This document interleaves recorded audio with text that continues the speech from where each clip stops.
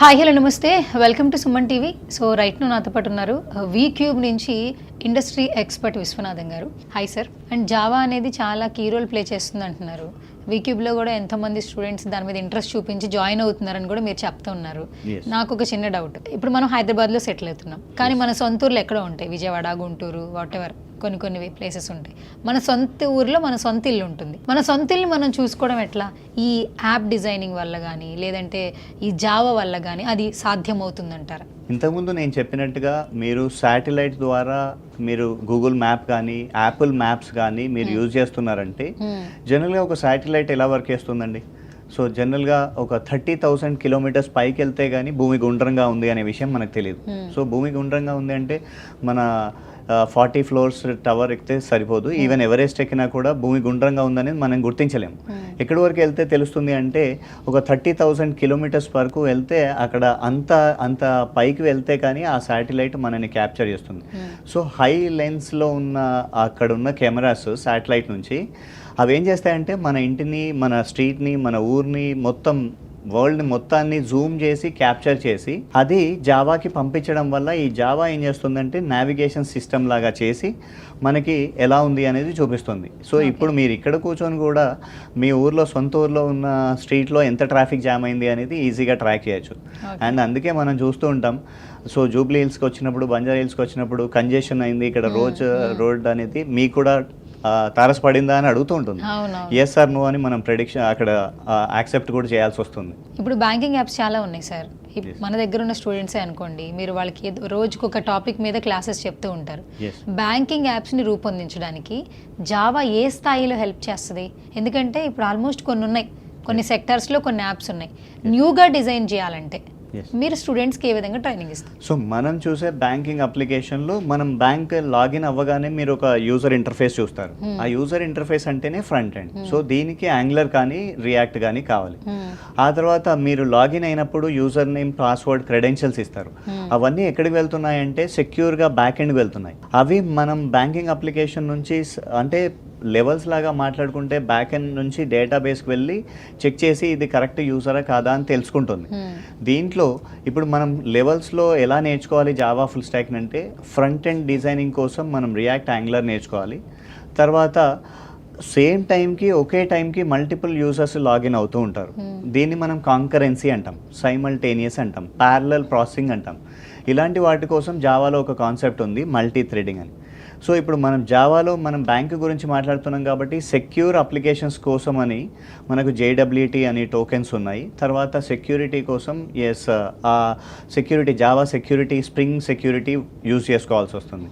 దాని తర్వాత డేటా ఫాస్ట్గా రావాలి. సమ్టైమ్స్ మనం బ్యాంక్లోకి వెళ్ళి స్టేట్మెంట్ కావాలి అని అడుగుతుంటాం. 1 మంత్ స్టేట్మెంట్, 3 మంత్ స్టేట్మెంట్, అంత ఇమీడియట్గా ఒక PDF ఎలా జనరేట్ చేసి చెప్తుంది, ఎలా జనరేట్ చేసి ఇస్తుంది అంటే ఇండెక్స్ బేస్లో మన డేటా అంతా స్టోర్ అవుతుంది, క్యాచీలో స్టోర్ అవుతుంది. ఒక పర్టికులర్ ప్లేస్ ఉంది, ఆ ప్లేస్ పేరు క్యాచీ అంటాం, అందులో స్టోర్ అయి తీసుకొస్తుంది. కాబట్టి ఈ రిలేటెడ్ అన్నీ కూడా మనం జావా ఫుల్ స్టాక్ లాగా నేర్చుకుంటున్నాం. ఇవన్నీ నేర్చుకోవడం వల్ల మనం బ్యాంకింగ్ అప్లికేషన్స్ చేస్తాం. సో మీరు యూజ్ చేస్తున్న SBI కానీ, HDFC కానీ, ICICI ఇవన్నీ జావాలోనే ఉన్నాయి. అంటే ఇంత ఇంపార్టెన్స్ ఉంది అని చెప్తున్నారు కాబట్టి ఒక క్వశ్చన్, జావా ఫుల్ స్టాక్ నేర్చుకోవడం వల్ల MNC కంపెనీలు ఎలాంటి ఆపర్చునిటీస్ ఉంటాయి? సో ఎలాంటి ఆపర్చునిటీస్ ఉంటాయి అంటే మీరు జావా ఫుల్ స్టాక్ నేర్చుకోవడం వల్ల అట్లీస్ట్ ఒక 5 lakhs ప్యాకేజ్ ఉంటుంది.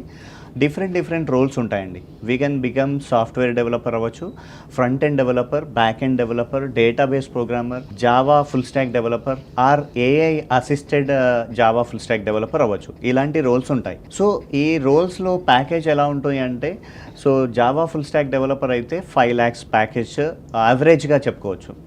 అండ్ ఈ జావా ఫుల్ స్టాక్తో పాటు మీకు ప్రాబ్లమ్ సాల్వింగ్ స్కిల్స్ అయిన డేటా స్ట్రక్చర్స్ అండ్ అల్గరిథమ్స్ మీరు నేర్చుకుంటే ఇది కాస్త 5 to 8 lakhs ప్యాకేజ్ వరకు వెళ్ళే ఛాన్స్ ఉంది. ఒకవేళ ఈ జావా ఫుల్ స్టాక్ని ప్రాబ్లమ్ సాల్వింగ్ స్కిల్స్తో పాటు జనరేటివ్ AI, ఏజెంటిక్ AIతో కలిపి నేర్చుకుంటే మీ ప్యాకేజ్ 10 lakhs, 12 lakhs ప్యాకేజ్ వరకు కూడా వెళ్తుంది.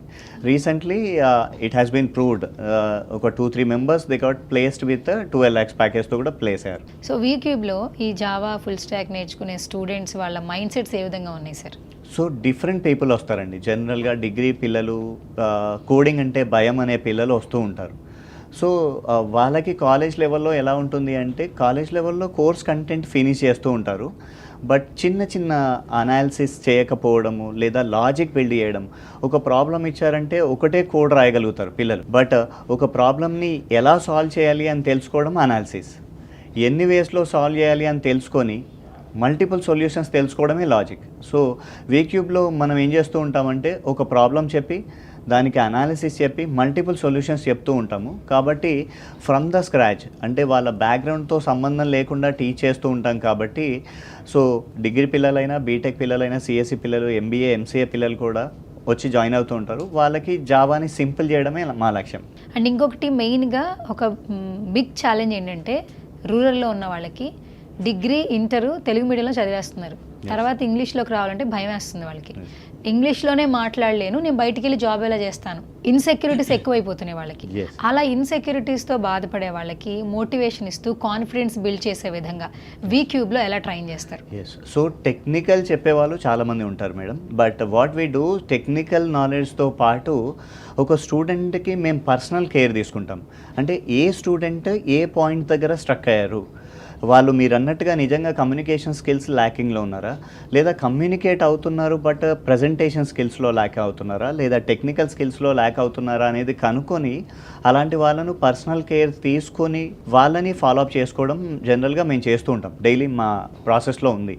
అండ్ మీరు అన్నట్టుగా ఇప్పుడు స్టూడెంట్స్ దగ్గర ఉన్న ప్రాబ్లం ఏంటంటే దేర్ ప్రజెంటేషన్ స్కిల్స్. వాళ్ళు ఇంగ్లీష్ మాట్లాడలేకపోవడం అనేది దగ్గరే ఆగిపోయారు, కానీ ఇంగ్లీష్లో మాట్లాడితేనే జాబ్స్ రావట్లేదు. అంటే ఇంగ్లీష్లో మాట్లాడితేనే జాబ్స్ వస్తాయి అనే ఫీలింగ్లో ఉన్నారు, కానీ ఇంగ్లీష్లో మాట్లాడితేనే జాబ్స్ కాదు, ముందు తెలుగులో కూడా ఆ టెక్నికల్ టాపిక్ని చెప్పగలిగితే ముందు భయం పోతుంది. ఆ భయం పోవడం వల్ల మన ఫ్రెండ్స్లోనే, మన నలుగురిలోనే మనం మాట్లాడలేకపోతే కంపెనీ వాళ్ళ దగ్గర మాట్లాడలేము.